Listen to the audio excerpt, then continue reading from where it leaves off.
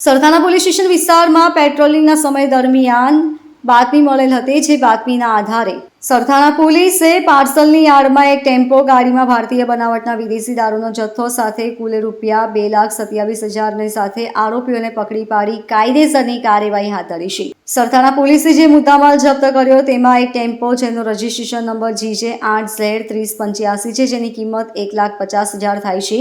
ભારતીય બનાવટની વિદેશી દારૂની અલગ અલગ કંપનીની નાની મોટી બાટલીઓ નંગ 720, જેની કિંમત કુલ રૂપિયા 72,000 થાય છે. મોબાઈલ ફોન નંગ 1, જેની કિંમત 5,000 થાય છે.